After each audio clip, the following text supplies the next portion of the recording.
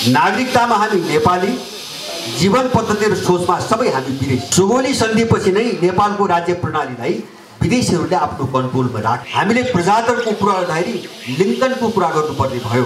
हामी भानुभक्तलाई चाहिँ सामन्तवादी कवि भन्न थाल्यौँ र त्यो सामन्तवादको कट्टर समर्थक लियो टाल्स्टाय र चाहिँ शेक्सपियरलाई हामीले साहित्यका देवता मान्न थाल्यौँ। हाम्रो घरका महिलाहरू बम्बईया सिरियलको टिभी खेलेर बम्बईया सिरियल खेल्छन्। अनि कसरी बच्च धर्म सक्छ? यहाँ पृथ्वीनारायण शाहको मात्रै कुरा हुँदैन, हामी त्योभन्दा बढी पुज्छौँ भक्ति थापालाई, हामी त्योभन्दा बढी पुज्छौँ तपाईँको कालु पाण्डेलाई अथवा अमरसिंह थापालाई अथवा विशेनगरजीलाई।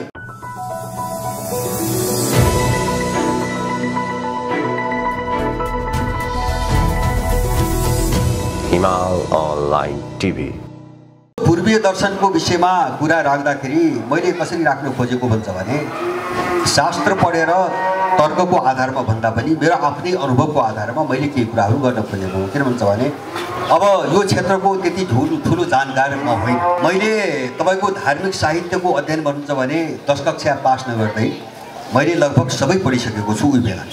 जस्तो महाभारत, रामायण, कृष्णचरित्र, गीता, रुद्रीचण्डी। किन मेरो घरमा वातावरण त्यस्तै थियो, बाले नियमित रूपमा पाठ गर्नुहुन्थ्यो। अब त्यो रमाइलो लागेर मैले सबै लगभग त्यही बेला पढिसकेको थिएँ, तर बुझेर होइन। त्यो लय, त्यो काव्यहरूका लय, त्यसमा चाहिँ जो एउटा मिठास आनन्द पनि हुन्थ्यो, अब त्यो देखेर मैले सबै पढेँ। अब मैले एसएलसी सकेपछि म चाहिँ सिधै चाहिँ वामपन्थी राजनीतिसँग जोडेँ 2035 सालदेखि र मैले एउटा भौतिकवादी चाहिँ तपाईँको सोच त्यो दृष्टिकोण समातेँ र मेरो सक्रिय चाहिँ पार्टी जीवनको इतिहास 30 वर्ष बित्यो, 65 सालसम्म। र मलाई के लाग्यो भन्छ भने मैले जुन चिजलाई भौतिकवाद भन्थेँ त्यो भौतिकवाद नभएर त्यो भनुवा भौतिकवाद होइन, त्यो भौतिकवाद पनि थिएन, त्यो एक खालको भनुवा भौतिकवाद थियो जसले समाजलाई भाड्ने काम बाहेक केही पनि गरेन। र म 65 सालपछि मलाई कस्तो भयो भन्छ भने अब यो शासनिताको सबै इतिहास एकचोटि मैले सोचेँ र केही साथीहरूसँग मैले 65 सालबाट छलफल चलाएँ। यो 7 सालदेखि यहाँ प्रजातन्त्रका कथाहरू धेरै पटक भाषण भए। 7 साल, 46 साल, 47 साल, 65, 63 साल। अब त्यसपछि यहाँ चाहिँ तपाईँको आर्थिक विकासका कुराहरू भए, यहाँ चाहिँ धेरै ठुल्ठुला कुराहरू भए, तर देश झन् अधोगतिमा चाहिँ के कारणले गइरहेछ होइन। अब यो चिज खोतलौँ, हामी कहीँ फसेका छौँ भन्ने अनुभव मलाई भयो व्यक्तिगत। हामी कहीँ फसेका छौँ। अब त्यसपछि हामीले केही साथीहरूले 2-4 वर्ष छलफल चलायौँ र एउटा निचोड निकालिकन हामीले 72 सालमा राष्ट्रिय पुनर्जागरण अभियान भन्ने एउटा संस्था बनायौँ। त्यो अहिले पनि छ। त्यसका केही निष्कर्षहरूसहित यो जस्तो पूर्वीय दर्शनको औचित्य के रहेछ भन्ने कुरा म त्यहाँ लगेर जोड्न चाहन्छु। हामीले के देख्यौँ छलफल गर्दाखेरि भन्छ भने हामीले 7 साल यता जे चिज हातमा समात्यौँ, दर्शनको नाममा, सोचको नाममा, विचारको नाममा, मूल्यको नाममा र राज्य प्रणालीको नाममा जे चिज बोक्यौँ त्यो हाम्रो केही पनि, हाम्रो पहिलो निष्कर्ष त्यो अरू कसैको चिज हामीले बोकेर आएका थियौँ। त्यसले देशको निम्ति सधैँभरि घात गर्दै आयो होइन। कहिले काङ्ग्रेसका पछि दौड, कहिले एमालेका पछि दौड, कहिले माओवादीका पछि दौड, कहिले चाहिँ राप्रपा पछि दौड। देश झन्झन चाहिँ तपाईँको एउटा सङ्कटको दुश्चक्रमा फस्दै जान्छ। अब समस्याको समाधान कहीँ पनि छैन र समस्याको पुनरुत्पादनको एउटा डरलाग्दो चक्र छ। समस्यामाथि समस्या र एउटा राजनीतिक परिवर्तनले पहिलेको भन्दा 10 गुणा ठुलो अर्को सङ्कट सिर्जना। जस्तो 7 सालले जुन समस्या ल्यायो त्योभन्दा ठुलो समस्या 47 सालले ल्यायो। अब 47 साल 62-63 सालको हेर्नुहुन्छ भने त अहिले त हामी त हिजो प्रजातन्त्र चाहिँ राजनीतिका कुरा गर्थ्यौँ, अहिले त हामी कहाँ पुग्यौँ? देश रहने हो कि होइन भन्ने ठाउँमा हामी 65-63 पछि भने त यो के हो त भन्ने एउटा हाम्रो यो लामो छलफल भयो। अब मैले जस्तो यो पूर्वीय दर्शनतिर जोड्नुभन्दा मैले आफ्ना केही अनुभव राख्छु। जस्तो हामीले 7 सालपछि राजनीतिको नाममा हामीले जो दर्शन बोक्यौँ नि त्यो हाम्रो थिएन। पहिले त्यो पाश्चात्य दर्शन थियो, त्यो पश्चिमा दर्शन थियो।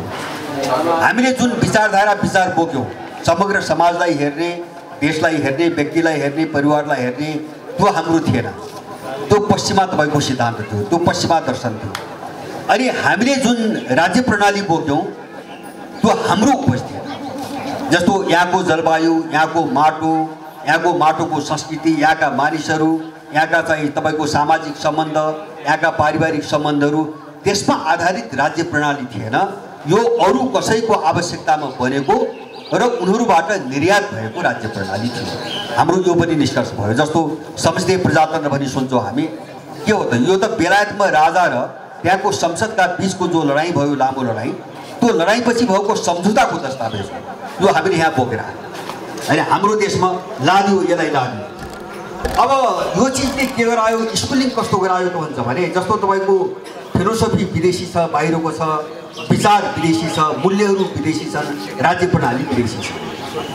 अनि यसले हाम्रो प्रवृत्ति स्कुलिङ सबै विदेशीकरण गर्दै गयो र हामी कहाँ पुग्यौँ त भन्छ भने, आफ्नो देशभित्र भएका हर चिजप्रति घृणा गर्ने र विदेशी जो पात्र वा विषयहरू छन् त्यो हर चिजप्रति सम्मान गर्ने एउटा त्यो स्कुलिङ निर्माण हुँदै गयो हामीका। अहिले त्यो अनुभव भयो मलाई।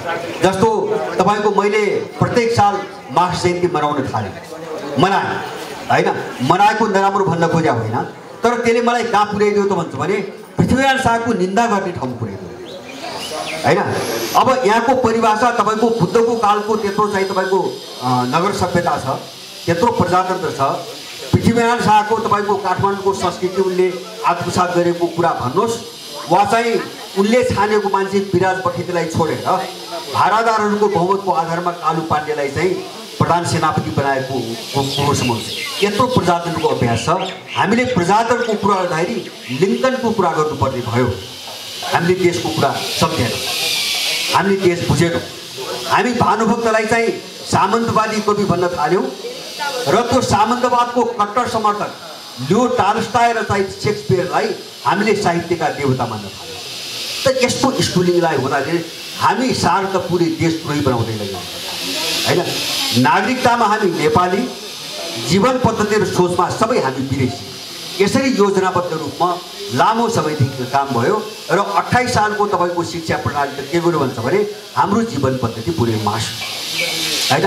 जस्तो हाम्रो खानपान मास्यो, सोच मात्रै होइन, हाम्रो खानपान मास्यो, हाम्रो रहनसहन, हाम्रो जीवनशैली, हाम्रा आचार विचार, हाम्रा सम्बन्धहरू, मूल्यहरू अथवा चाहिँ शिष्टाचार सदाचार सबै चिज मास्यो। किन? त्यो योजनामा ल्याएको त्यो शिक्षा प्रणाली। जस्तो अहिलेको निगममा जनशक्ति देख्छौँ नि हामी। अब यो शिक्षा प्रणाली कहाँ हुन्छ भने मलाई लाग्छ 7 सालपछि नेपालमाथि आक्रमणको अन्तिम कडी थियो। यो अन्तिम जो जगैदेखि उनीहरूले हमला गर्ने आए नि, यसको अन्तिम र सबैभन्दा खतरनाक कडी थियो। र यो कडी कस्तो थियो भन्छ भने म तपाईँहरूलाई एउटा उदाहरण दिउँ। लर्ड मेकालेको चाहिँ नीतिको आधारमा यो शिक्षा प्रणाली ल्याइएको हो। लर्ड मेकाले भने एउटा ब्रिटिस विद्वान हुन्। उनलाई चाहिँ इस्ट इन्डिया कालमा सम्भवतः 1825-26तिर इन्डियामा त्यत्रो चाहिँ तपाईँको दबदबा चाहिँ उपनिवेश बनाएर पनि त्यहाँका मान्छेहरूलाई किन कन्ट्रोल गर्न सकेन भनेर ब्रिटिसहरूले अध्ययन गर्नको निम्ति उनलाई पठाए र झन्डै 1 दशक उनी उत्तरदेखि दक्षिण पूर्वदेखि पश्चिम भारत घुमे र उनले झन्डै 2000 भन्दा लामो पृष्ठको एउटा रिपोर्ट उनले बेलायतको संसदमा त्यहाँ चाहिँ बुझाए। त्यसको म सार मात्रै भन्न चाहन्छु, मैले शिक्षासँग जोड्न खोजेको। उनले के भने भन्छ भने मैले 1 दशकभन्दा बढी समय भारतका कुना कन्दरा सबै समाज हेरेँ। मैले त्यहाँ कुनै घरमा ताला लागेको देखेन, मैले कुनै पनि ठाउँमा चोरी भएको मेरो कानले सुनेन, मैले त्यहाँका मान्छेहरूको चेहरामा निधारमा अँध्यारोपन वा निराशापन वा दुःखीपन मैले कहीँ पनि देखेन र असन्तुष्ट मान्छे मैले देखेन। हामीले ती मान्छेलाई कुनै पनि हालतमा हामीले गुलाम बनाउन सम्भव छैन र उसले सुझायो यसको निम्ति एउटै मात्र उपाय छ।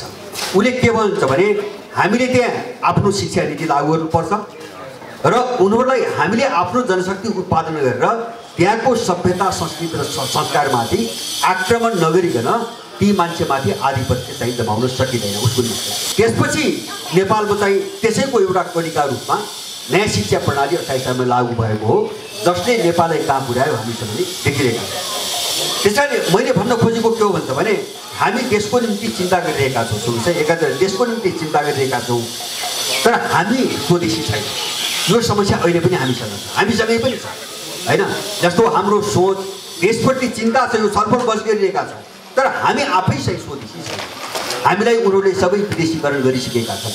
कहाँ गरेका छन् त भन्छ भने हाम्रो चिन्तनमा विदेशीकरण गरेका छन्, हामीले बोकेको विचारमा विदेशीकरण गरेका छन्, हामीले बोकेका मूल्यमा विदेशीकरण गरेका छन्, हाम्रो जीवन पद्धतिलाई विदेशीकरण गरेका छन्। त्यसकारणले यसबाट नउम्किकन हामी तर्कमा यो लडाइँ लड्न सक्दैनौँ। किन मेरो पनि अहिले बुझाइ के हुन्छ भने जस्तो कोरोना आएपछि त धेरै छरपष्ट भयो हैन।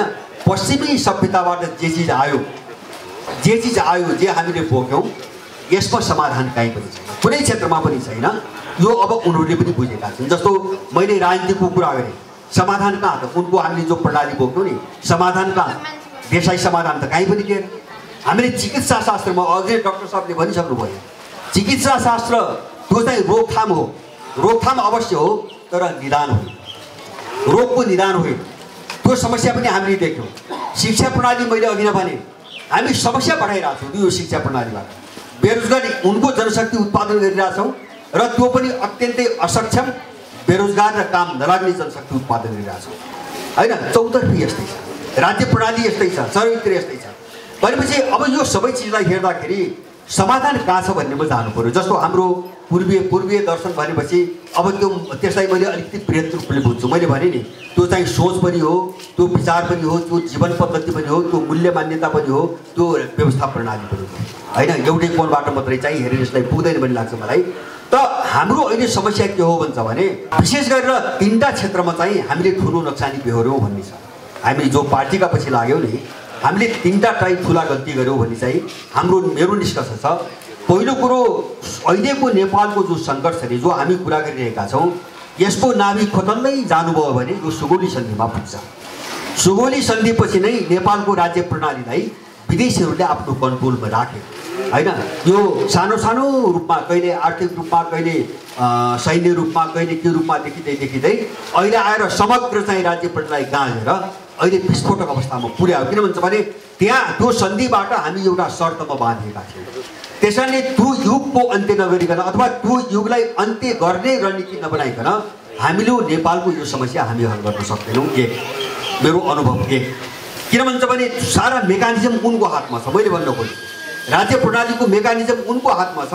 त्यहाँ व्यक्ति मात्रै गएर केही गर्न सक्ने सम्भावना छैन अथवा एउटा पार्टी गएर त्यहाँ केही गर्न सक्ने सम्भावना छैन।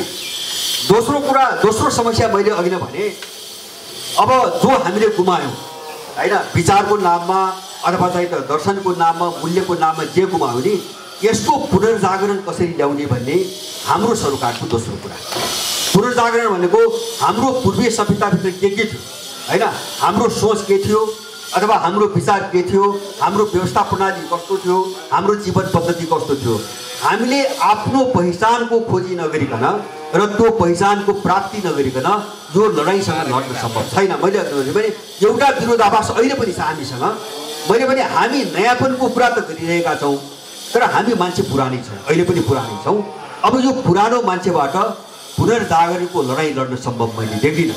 त्यसैले हाम्रो रूपान्तरणको प्रश्न दोस्रो समस्या हैन। जस्तो यहाँ चाहिँ अब केही साथीहरूले अघि नै कुरो उठाउनु भयो हैन, अरू क्रिस्चियनिटीका कुरा उठाउनु भयो, अरूका कुरा उठाउनु भयो।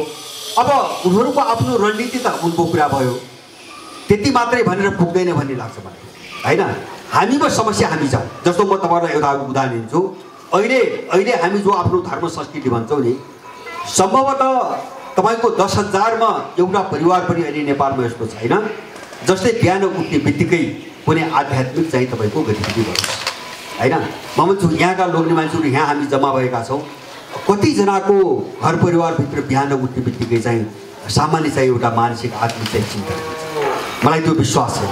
अनि कसरी बच्चा चाहिँ संस्कार त हाम्रो घरका महिलाहरू मैले भने समस्या कहाँ छ भन्ने कुरो हैन। जस्तो विरोधी कहाँ खेल्छ हामीले त्यो हेरौँ। हाम्रो तपाईँको घरमा उज्यालो भयो बिहान 4 बज्यो भने 5 बज्यो भने हाम्रो घरका महिलाहरू बम्बईया सिरियलको टिभी खेलेर बम्बईया सिरियल खेल्छ। अनि कसरी बच्च धर्म संस्कार कसरी बचाउँछौँ? जस्तो अरूलाई राजनीतिक भाषामा गाली गरेर संस्कार संस्कृति बच्दैन। किन भन्छ भने हामीले जे गुमायौँ त्यही भ्याकुमलाई त्यही खालीपनलाई उनीहरू भरिरहेका छन्।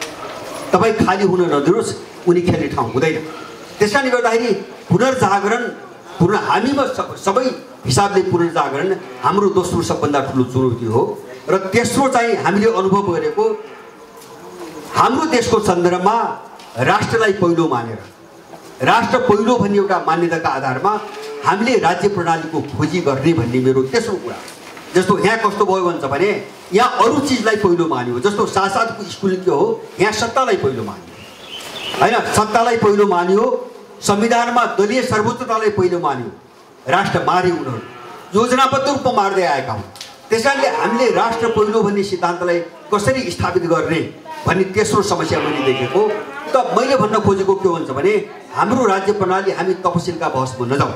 जस्तो यदि पूर्वीय सभ्यता संस्कृति छ, मैले यो विश्व व्यवस्था भन्ने यो भ्रामक काल्पनिक चिजमाथि नै मैले विश्वास गर्दैन, मैले सधैँ विरोध गर्दै आएको छु। तपाईँको अमेरिका जस्तो ठाउँ, नेपाल जस्तो ठाउँ, चीन जस्तो ठाउँ वा रुस जस्तो ठाउँ कतै केही पनि नमिल्ने हैन समाजलाई चलाउने एउटै व्यवस्था प्रणाली हुँदैन। यो काल्पनिक, यो लुटको सिद्धान्त हैन। एउटै प्रणालीले संसार चल्दैन। संसार आफ्नो ढङ्गले चाहिँ विकास भएको छ, आफ्ना सभ्यता छन्, आफ्ना संस्कार छन्, आफ्ना चाहिँपन छन्, आफ्ना रीतिरिवाज छन्। त्यसैले हाम्रो के हो, मैले सुरुमै भने हाम्रो राज्य प्रणालीमा हामी चाहिँ तपाईँको मलाई के लाग्छ, यदि तपाईँको प्रजातन्त्रकै कुरा गर्नुहुन्छ भने प्रजातन्त्र भनेको के, तपाईँको दल खोलिने कुरा प्रजातन्त्र हो त? प्रजातन्त्र नभए के अरे चाहिँ दल नभए प्रजातन्त्र हुँदैन। अनि ती प्राचीन गणराज्य भने के, अहिलेका भन्दा उन्नत प्रजातन्त्र भनेर अहिलेको पोलिटिकल साइन्सले पनि पढाउँछ अहिले पनि। त्यसो भए त्यहाँ के दल थिए त हैन? ग्रिक चाहिँ तपाईँको गणराज्यमा दल थिए हैन, तपाईँको बुद्धको पालाका जनपदहरू थिए, इन्डियामा त्यत्रो महाजनपदहरू थिए, त्यहाँ चाहिँ तपाईँको दल थिए। प्रजातन्त्र भनेको नागरिकको सर्वोच्चता, उनको समृद्धि र सन्तुष्टिको कुरा हो प्रजातन्त्र। यहाँ चाहिँ तपाईँको एउटा सङ्गठन खोलेर अनि बाकसमा भोट माग्ने तपाईँको कुरालाई प्रजातन्त्र भनिँदैन। यो बहसमा पनि जाउँ हामी, हाम्रो मौलिकपन खोज्ने कुरा गर्दा मैले सबैमाथि पुनर्विचार गर्नुपर्ने आयो। त्यसैले मैले सुरुमै भने हाम्रो देशको जलवायु कस्तो छ, हाम्रो देशको भूगोल कस्तो छ, यहाँ बस्ने मान्छेहरू कस्ता छन्, यहाँका संस्कृतिहरू कस्ता छन् र हामी सबैको आवश्यकता के हो। हामी प्रणाली, यो आधारमा हामी प्रणालीको बिचमा बहस गरौँ। हामीलाई कस्तो शासन प्रणाली चाहिएको छ, हामीलाई कस्तो आर्थिक चाहिँ तपाईँको विकासको प्रणाली चाहिएको छ, हामीलाई कस्तो सामाजिक सांस्कृतिक प्रणाली चाहिएको छ, त्यो विदेशीको उसमा बहकिन जरुरी छैन। र अन्तिममा मैले एउटा कुरो, जस्तो यो विध्वंसी जो नेपालको हुँदै गयो नि, यसका पछाडिको एउटा त हामीले उनको बोक्यौँ, त्यो छुट्टै कुरा भयो। अब उनको कति खतरनाक छ पश्चिमाहरूको, उनको कति विध्वंसकारी छ, उनको सभ्यता, उनको दर्शन र उनको विचार कति विध्वंसकारी छ भन्ने म एउटा उदाहरण तपाईँहरूलाई देखाउँछु। युरोपियन र अमेरिकन सभ्यता कस्तो हो भने त्यो राष्ट्रको निषेधको चाहिँ एउटा प्रक्रियाबाट बनेको सभ्यता हो। म तपाईँलाई केही उदाहरण दिन्छु। जस्तो युरोपियन राष्ट्र कसरी बने, युरोपियन राष्ट्रहरू जाति निषेधको प्रक्रियाबाट बनेका छन् र एसियाली राष्ट्रहरू समुन्नयको बाटोबाट बनेका छन्। त्यसैले युरोपमा जुन जाति सत्तामा थियो त्यसका विरुद्धमा जुन जातिले सफल विद्रोह गर्यो, त्यो जातिको नामबाट त्यो देशको नाम राखिएको। रुस नाम रसियन जातिको नामबाट राखिएको नाम हो हैन। जर्मनी चाहिँ जर्मन जातिको नामबाट राखिएको चाहिँ देश हो। अथवा हामी सर्बिया भन्छौँ, त्यो सर्व जातिको नामबाट छ। त तपाईँ पूर्वीय सभ्यतामा हेर्नुहोस्, कुनै जातिको नामबाट कुनै देशको नाम छैन। यहाँ राष्ट्रहरू समन्वयबाट बनेका छन्। यहाँ शासकदेखि यहाँ पृथ्वीनारायण शाहको मात्रै कुरा हुँदैन। हामी त्योभन्दा बढी पुज्छौँ भक्ति थापालाई, हामी त्योभन्दा बढी पुज्छौँ तपाईँको के अरे कालु पाण्डेलाई अथवा अमरसिंह थापालाई अथवा विशेनगरजीलाई हामी चाहिँ सम्मान गर्छौँ। हामी नेपाल एकीकरणको कुरा गर्दाखेरि हामी विशेनगरजीको कुरा पनि छोड्दैनौँ। तर त्यस कारणले एसियामा जति राष्ट्र बने पूर्वीय सभ्यतामा तिनलाई नागरिक राष्ट्र भनिन्छ, सबैको समन्वयबाट बनेका छन्। र पश्चिमा राष्ट्रहरू जो बने उनीहरू जातीय राष्ट्र हुन्, जाति निदेशको बाटोबाट बनेका छन्। त्यस कारणले युरोप र अमेरिका जहिले पनि द्वन्द्वग्रस्त छ, जहिले पनि निषेधकारी छ। उनको फिलोसोफी पनि त्यही जगबाट बन्यो। राष्ट्र जसरी बन्यो उनको फिलोसोफी पनि त्यहीबाट बन्यो, उनको आइडियोलोजी पनि त्यहीबाट बन्यो। सबै निषेधकारी छ उनको, एउटै अर्कालाई निषेध गर्ने। त्यसै कारणले संसारका जति पनि ठुला युद्धहरू भए सबै युरोपमा भए। कारण त्यो उनी कति पनि सहिष्णु छैनन्। दुईटा विश्वयुद्ध पनि युरोपमै भए, त्योभन्दा अगाडि क्षेत्रीय युद्ध पनि युरोपमा भए। किन युरोप सधैँभरि युद्ध र हिंसाको स्रोत छ? किन उनको राष्ट्र निर्माणको जगै त्यही, उनको सभ्यताको जगै त्यही हो। त्यो चिज जुन दिन हामीले बोक्यौँ हाम्रो विनाशको श्रृङ्खला त्यहीबाट छ। मैले बुझेको। अब यो चिजलाई कसरी हटाउने हाम्रो समस्या यही हो। त्यसकारणले हामीले यसलाई देशव्यापी रूपमा चलाउँ। हामीसँग धेरै चिज थियो हाम्रो, किन हाम्रो अनुभव हो, हाम्रो दर्शन तपाईको एउटा जीवन पद्धतिमा आधारित हजारौं वर्षको एउटा अनुभव हो। अनुभवबाट आजको हाम्रो साँच्चै दर्शन भन्छ भने हाम्रो प्रत्यक्ष जीवन पद्धतिबाट त्यसको अनुभवबाट सिकेको दर्शन हो र त्यसको आधारमा सबै चिज बने। जति बाहिर चाहिँ संरचना बने त्यसको आधारमा, त्यो अनुभवका आधारमा बने। त्यसकारणले यी पूर्ण थिए, त्यसकारणले यी सोचमा पनि पूर्ण थिए। जस्तो हाम्रो वैदिक युगको कुरा गर्छौँ, त्यति मात्र होइन, हाम्रो किराँत कालमा मुन्डुम जस्तो तपाईँको साहित्य छ होइन, बुद्धको त्यत्रो चिन्तन छ, सनातनी चिन्तन छ होइन, त्यसको पूर्णता छ, धेरै ठुलो पूर्णता छ। किनभने त्यहाँ भौतिक पाटोको साथसाथ त्यहाँ चाहिँ जो आत्मिक पाटो हो नि त्यो बलियोसँग जोडिएको छ, दुईटा बलियोसँग जोडिएको छ। तर पश्चिमी सभ्यताले यो मानेन। पश्चिमी सभ्यताले भौतिकवाद भन्यो, मैले भने भनुवा भौतिकवादको कुरा गर्यो, अनि त्यो एकदमै भोगवादी बन्यो, उपभोक्तावादी बन्यो। भोगवादी कस्तो हुन्छ भने भोगवाद भनेकै अपराधको स्रोत हो। जस्तै भोग गर्ने कुरा मात्रै सोच्छ नि होइन, जसमा मानवता हुँदैन, परोपकार हुँदैन, अथवा चाहिँ कल्याण भन्ने कुरा हुँदैन। अब त्यो भोगवाद जहिले पनि अपराधतिर लिप्त भएर हिँड्छ। हामीलाई त्यो चाहिँ तपाईँको स्कुलिङ यहाँ ल्याइकन यो नेपाली समाजलाई उनीहरूले समाप्त पार्ने दिशातिर गएका हुन्। र हामीले जुन दिन यो सबै गुमाउँछौँ त्यो दिन चाहिँ तपाईँको के हुन्छ भने नेपाल रहँदैन। नेपाल रहँदैन, उसले बाँच्न खोजेको त्यही हो। र लडाइँको अहिलेको सार के हो भन्छ भने जस्तो हामीले सरस्वती इतिहास हेर्दाखेरि मैले देखेको, जस्तो सभ्यता संस्कृति दर्शनको महत्त्व कहाँ हुँदो रहेछ भन्छ भने अब उनीहरूले आर्थिक रूपमा त जस्तो इस्ट इन्डिया कम्पनीले 300 वर्ष इन्डियाको लुट्यो नि, तर फर्कनु पर्छ। राजनीतिक रूपमा संसारमा धेरै उपनिवेश बने तर उनीहरू फर्किनु पर्यो। तिनी अस्थायी कुरा हो। हामी फसेकै यही हो। हिजो यो चाहिँ तपाईँको राजनीति बोकेर, पार्टीको नामको राजनीति बोकेर हामीले कहाँ फस्यौँ भन्छ भने आर्थिक र राजनीतिक क्षेत्रमा हुने स्वामित्व परिवर्तनलाई हामीले क्रान्ति ठान्ने हामी भ्रममा पर्छ। त्यो क्रान्ति रहेनछ, त्यो स्वामित्वको परिवर्तन मात्रै थियो, त्यो क्रान्ति थिएन। र क्रान्ति चाहिँ के अरे सभ्यता संस्कृति र तपाईँको संस्कारको क्षेत्रमा क्रान्ति हुँदैन होइन। यो आफै चाहिँ विकास हुँदै परिवर्तन हुँदै जान्छ, यहाँ क्रान्ति हुँदैन। त्यसै कारणले हामी के देख्छौँ, रुसमा पनि 75 वर्ष त कम्युनिस्ट पार्टी शासन गरे हो नि, तर रुसी संस्कृति मरेन। आज चाहिँ चीनमा त्यत्रो अभ्यास भयो कम्युनिजमको। आज सी जिनपिङले चीनलाई चिनाउन पहिचान, चीनको पहिचान चाहिँ विश्वव्यापी बनाउन अगाडि कन्फ्युसियस राखेर विश्वभरि चाहिँ हिँड्नु परेको छ। र कन्फ्युसियस इन्स्टिट्युट भनेर संसारभरि चाहिँ 50,000को सङ्ख्यामा संस्थाहरू छन्। किन कन्फ्युसियस नभइकन चीन चिनिँदैन। हामी चीन भनेको कन्फ्युसियस बुझ्छौँ होइन, उनको चाहिँ तपाईँको दर्शनले बनाएको चीन। हामी चीन भनेपछि लाओत्से चिन्छौँ, उनको ताओ दर्शनले बनाएको चीन हो। नेपालका पनि त्यस्ता केही मूल्यहरू छन् जसले नेपाल बन्यो र नेपाललाई चिनायो। हामी त्यो गुमाइरहेका छौँ, हामी त्यो गुमाइरहेका छौँ। त्यसै कारणले नेपालमा जो विजातीय तत्त्वहरू हाबी भए सत्तामा, यसको कारण के हो भन्छ भने हामी त्यो आफ्नोपनबाट जो खोक्रो हुँदै गयो नि हो, त्यो खोक्रोपनमाथि उनीहरूले टेकेर सत्ता चलाइरहेका छन्। यो बलियो हुन्थ्यो भने यिनको यति आँट पनि हुँदैन थियो, यिनलाई यति चाहिँ वातावरण पनि हुँदैन थियो। एउटा सौभाग्यवश भनौँ हामी जागेका छौँ, हामी फेरि तर्कमा बुझेका छौँ। अब यिनको सबै चाहिँ हामी चाहिँ विषयवस्तुमा बुझेका छौँ। तर अहिले पनि एउटा समस्या छ, म त्यसलाई जोडेर अन्त्य गर्न चाहन्छु।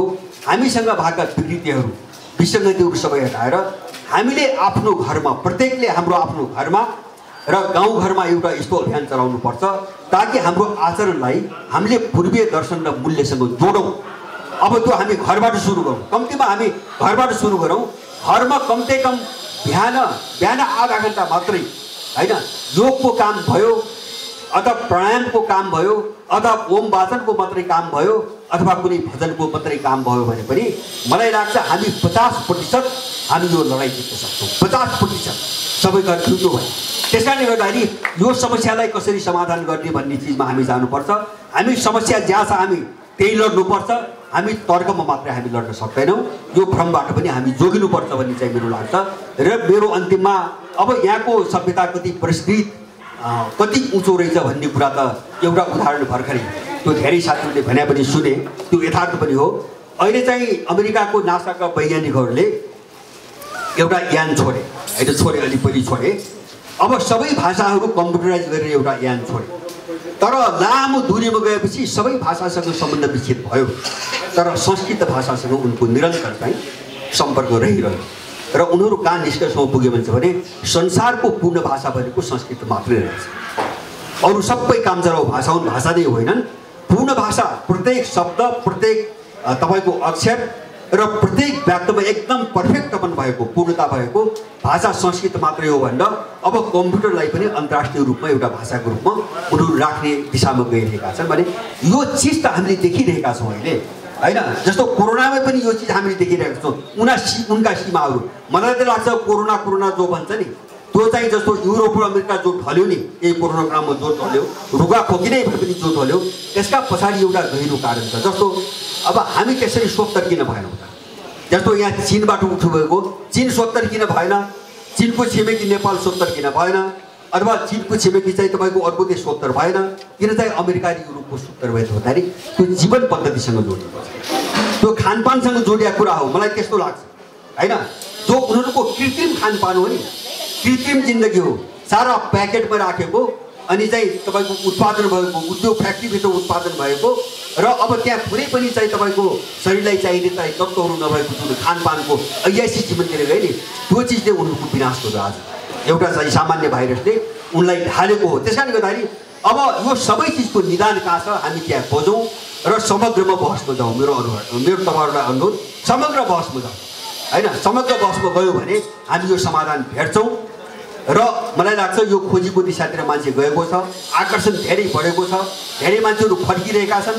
तर यसलाई व्यवस्थित कसरी गर्ने भन्नेतिर हामी सबै सोचौँ भन्ने कुरा राख्दै र यो अवसर जुटाइदिनु भएकोमा विशेष गरी भाइ हाम्रो ऋषिप्रति आभार व्यक्त गर्दै मेरा कुरा संक्षिप्त टुङ्ग्याउँछु। धन्यवाद।